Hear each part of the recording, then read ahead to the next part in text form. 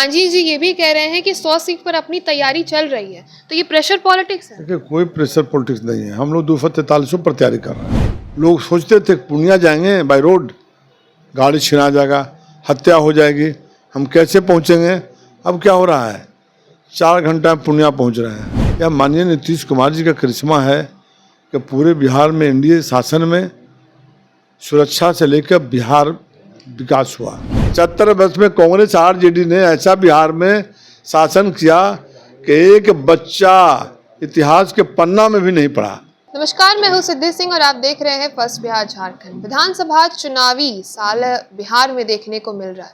ऐसे में एनडीए को देखा जाए तो लगातार सीट फॉर्मूला और सीट शेयरिंग के मामले में फंसते हुए नजर आती है। कभी चिराग पासवान ऐसे बयान दे देते हैं जिससे चुनावी वर्ष में सवाल जवाब शुरू हो जाते हैं। ऐसे में एक बार फिर हम पार्टी के संस्थापक और केंद्रीय मंत्री जीतन राम मांझी ने कुछ इस प्रकार से अपनी बात रख दी है कि एनडीए में सीट फॉर्मूला और सीट शेयरिंग एक बार फिर से फंसता हुआ नजर आ रहा है। इस संदर्भ में हम बातचीत करेंगे हम पार्टी के प्रदेश अध्यक्ष अनिल कुमार जी। सर, जीतन राम मांझी के बयान 40 सीट नहीं तो 100 सीट पर अपनी तैयारी चल रही है, तो क्या मतलब एनडीए के साथ आप लोग दबाव डाल रहे हैं कि 40 सीट, या फिर आप लोग अपनी एक अलग राजनीति और अलग चुनाव लड़ने की तैयारी चल रही है? देखिए, आज तो हम लोग अपने नेता माननीय जीतन राम मांझी जी का जितिया पर्व के दिन ही उनका जन्म हुआ था, उसका जन्मदिन मनाने के लिए जुटे थे। आप बात बोल रहे हैं तो एक चीज़, पार्टी हमारा 10-11 वर्षों से लगातार बिहार में मजबूत हो रहा है। काफ़ी संगठन हम लोगों ने बिहार में घूम घूम करके हर तरह की यात्रा की है। तो पार्टी हमारे मजबूत है, तो हमारे जो कार्यकर्ता हैं, जो हमारे पार्टी के नेता हैं, जो 40 जिला में लगे हुए हैं, सब जगह मेहनत करते हैं, वही आशा लगाए रहते हैं कि हमको चुनाव लड़ना है। तो बात को तो हम रखेंगे ना, अपनी बात को, कि भाई हम लोग इतना सीट लड़ना चाहते हैं, ये हमारे कार्यकर्ता लड़ने वाले हैं, हमारी पार्टी के नेता लड़ने वाले हैं। अब फिर सब 5 दल के नेता बैठेंगे तो आपस में तय करेंगे कौन दल के कितना कैंडिडेट, कौन मजबूत है, कहाँ लड़ा जा सकता है, उसके अनुसार सब चीज़ होना है।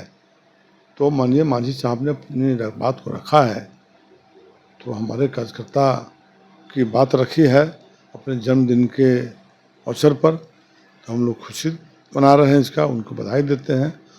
अब पार्टी हमारी मजबूत हुई है तो ये बात तो रखना ही होगा। बात रखनी है, 40 सीट की डिमांड तक सही थी, लेकिन मांझी जी ये भी कह रहे हैं कि 100 सीट पर अपनी तैयारी चल रही है, तो ये प्रेशर पॉलिटिक्स है। देखिए, कोई प्रेशर पॉलिटिक्स नहीं है। हम लोग 243 पर तैयारी कर रहे हैं। 243 पर तैयारी इसलिए कर रहे हैं कि मान ली कि हम जितना सीट लड़ेंगे तो उतना सीट के अलावे जो सीट होगा, मान ली कि हम 40 सीट लड़ें और 243 है, तो 203 सीट पर भी तो मदद करना हमको। तो हम तैयारी करके रखेंगे तब ना। हमारा घटक दल जो है, एक दूसरे को हम लोग मदद कैसे करेंगे? हमारा 40 सीट पर कौन मदद करेगा? जब हम भी करेंगे तो स्वाभाविक है कि हम सभी जगहों पर अपनी पार्टी को मजबूत कर रहे हैं और उस काम में लगे हुए हैं। उसी के तहत हम लोग बोल देते हैं कि अपनी पार्टी की अलग मीटिंग करें। हम अलग कैसे मीटिंग कर रहे हैं?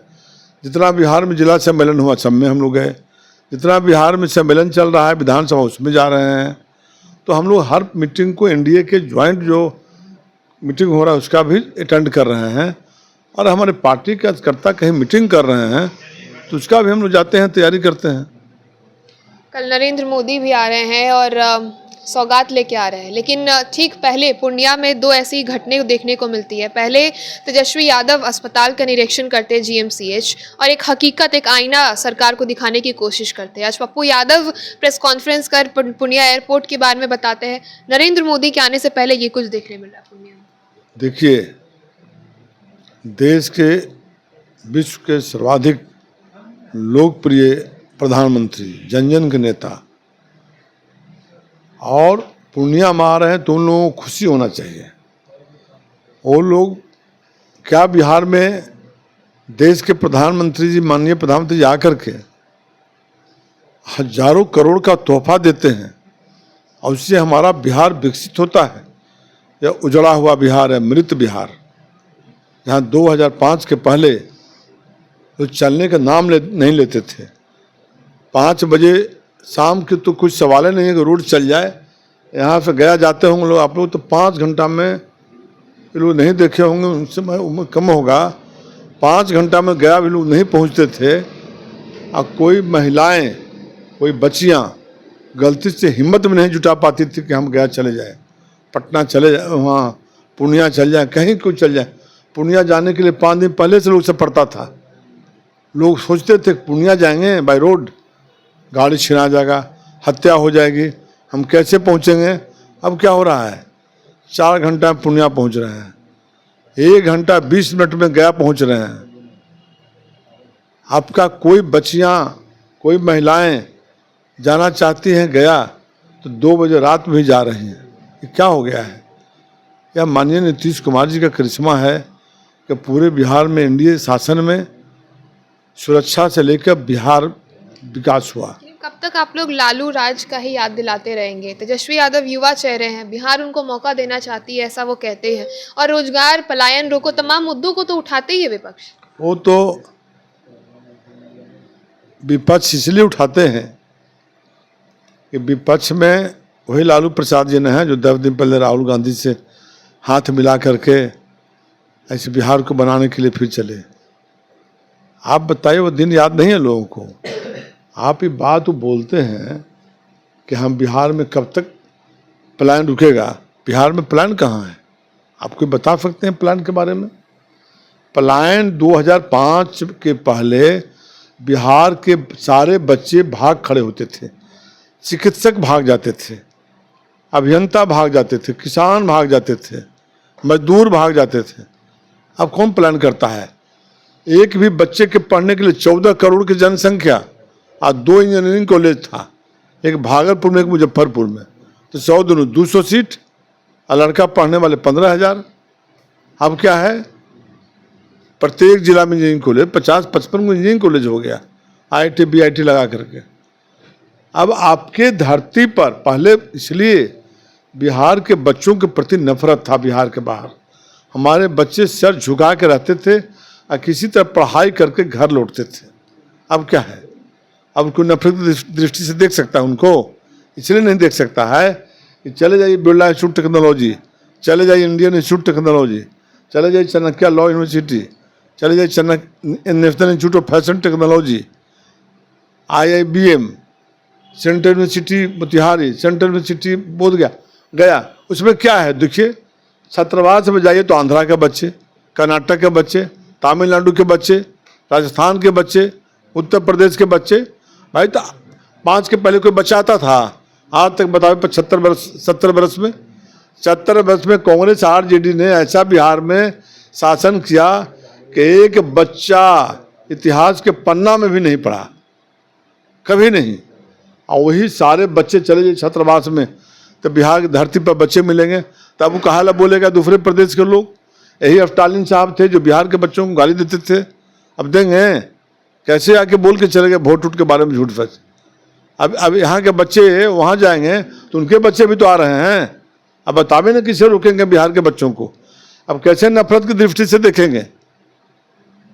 अब देखेंगे, अब तमिलनाडु के बच्चे भी आ रहे हैं। तो ये बिहार, सुंदर बिहार, विकसित बिहार, अच्छा बिहार माननीय नीतीश कुमार जी के नेतृत्व में बना। अब बिहार विकसित हुआ और देश संपन्न राज्यों में आ गया। अब हम ये स्थिति में हैं कि हम बिजली फ्री करने की स्थिति में हैं गरीबों के लिए। अब हम विधवा पेंशन, विकलांग पेंशन, हम जो वृद्धा पेंशन सबको 1100 रुपये दे रहे हैं। हम राशन की व्यवस्था कर रहे हैं।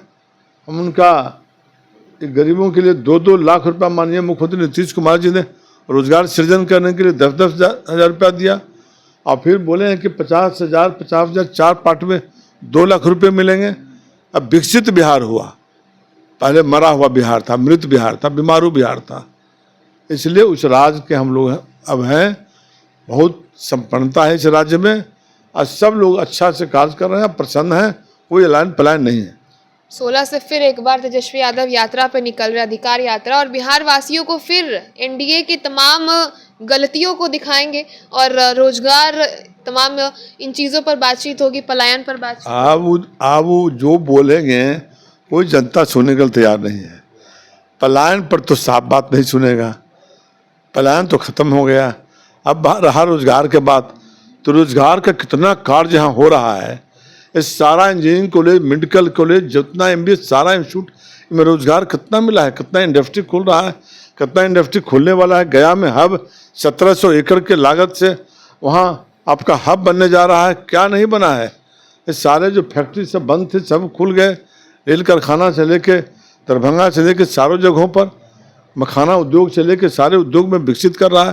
फतवा में छोटा जगह पर चले जाइए, सैकड़ों फैक्ट्रियाँ मिलेगा आपको। गया में चले जाइए तो सैकड़ों फैक्ट्रियाँ मिलेगा। छोटे छोटे लघु उद्योग का काम हो रहा है। बड़ा टेक्नोलॉजी सेंटर खुल रहा है। अब तो उद्योग के क्षेत्र में, अन्य क्षेत्रों में, टेक्नोलॉजी के क्षेत्रों में विकसित बिहार है। सब लोग काम कर रहे हैं। अब प्लान शब्द कहाँ है? प्लान तो ऐसे बोल रहा है और बोलते हैं कि हमने रोजगार दिया, हमने कुछ क्या क्या करेंगे। वो अभी 2 लाख शिक्षकों की बहाली हुई है, माननीय मुख्यमंत्री जी ने क्या को किए हैं। 6 लाख शिक्षकों की बहाली हुई। 1 करोड़ लोगों को रोजगार देने की बात माननीय मुख्यमंत्री जी किए हैं। उसमें कितना लाख लोगों का रोजगार मिल चुका। अब सारे बात हो रहा है, हर कार्य हो रहा है, तो कार्य में रोजगार है ना है। 500 बस चालू हो, 500 बस में भी ड्राइवर है, कंडक्टर है, खलासी, वो भी रोजगार हुआ। कितना बेरोजगारों के लिए बस सुविधा, गाड़ी सुविधा दिए, वो सब लोन लेके स्वतः लोन पर। अब कोई लोन नहीं लग रहा है, लोगों को कोई इंटरेस्ट नहीं लग रहा है। इसलिए बहुत काम हुआ है बच्चों के विकास के लिए। सीटों के बंटवारे का कोई तारीख बताएंगे, कब तक जो है आप लोग अनाउंसमेंट कर देंगे? अभी देखिए, वो अनाउंसमेंट का तो हमारे राष्ट्रीय नेतृत्व जानते हैं, लेकिन 25-26 तक तो हम लोग पूरे बिहार में दौरा पर हैं।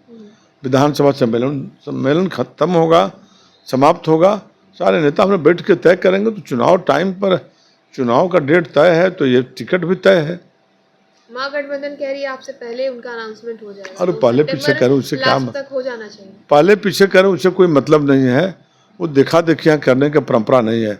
उनको देख के हम किए, वो हमको देख के भले करते हैं। हम लोग उनको देखा देखी नहीं करते हैं। हम लोग अपना जो पार्टी के नेता हैं बैठेंगे, शीर्ष नेतृत्व तो बैठ कर तय करेंगे और सीटों का बंटवारा हो जाएगा। चलिए, तो चुनावी वर्ष में बहुत ही जल्द सीटों के बंटवारों पर भी चर्चा हो जाएगी। आपने सुना अनिल कुमार को, जिन्होंने तेजस्वी यादव पर प्रहार करते हुए नरेंद्र मोदी के आगमन पर उन्होंने अपनी बात रखी और साथ ही नीतीश कुमार के तमाम बिहार में अभी तक के कार्यकाल को उन्होंने बताया। लालू यादव जिस प्रकार से उनका एक समय हुआ करता था, जंगल राज, गुंडा राज कहा जाता था, उस पर भी हमने बातचीत की। ऐसे खबरों के लिए आप जुड़े रहिए हमसे और देखते रहिए first Bihar Jharkhand. Panorama group, जो सोचता है वो करता है। आपके अपने सपनों का आशियाना। ये लो, मुंह मीठा करो। आज मैंने अपना जॉब छोड़ दिया। अब हम पूर्णिया वापस जाएंगे। जॉब छोड़ दिया है? मतलब ये घर कैसे चलेगा? हम करेंगे क्या? और माँ बाबूजी क्या बोलेंगे? इसलिए मैं एक और मिठाई का डब्बा लाया। अपने बिजनेस के लिए लोन अप्रूव हो गया।